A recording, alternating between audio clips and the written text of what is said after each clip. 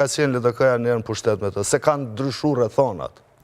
Në kohën kur ne po flasim sot për krijimin e një qeverie dhe ardhjen e Albin Kurtit sërish në krye të shtetit, ne kemi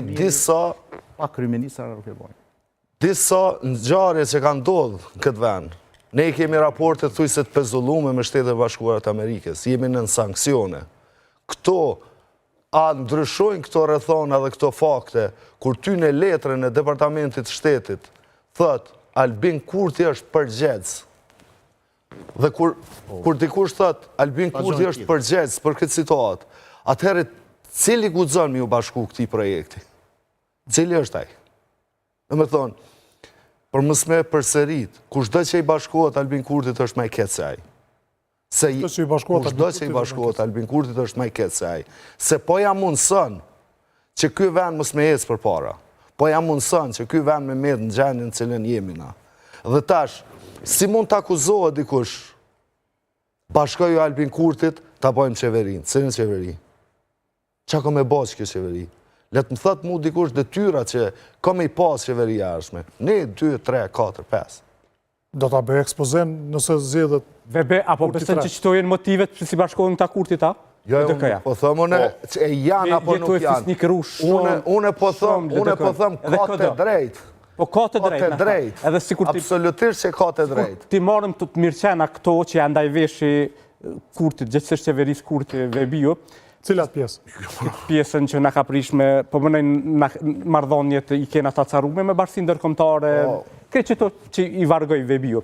Se se të i kalojnë vetë-vetën PDK dhe LDK me barë një kryeministër, edhe një qeveri vetë, një koalicion qeverisës të dy parti, dhe me anashëndzirë Zotri Kurtin prej skenës politike. Ata po dojnë zgjedhje të reja. Apo dojnë zgjedhje të reja. Shumë mirë. Shkojmë ku vend, të djelen, të shojmë. Por ato që i tha profa, edhe mu më bënen me menu shumë. Se të nëzjerë marifetet reja. Këtë nëzjerë tash marifetet reja. Qka nëse krejt e kem ditë që votimi për kryetar kuvendit, votimi për kryetar kuvendit bëhet me vot të hapun. Po aki këta e propozojnë, thët, po bojmë qeverin me vot mbyllne. Fshet.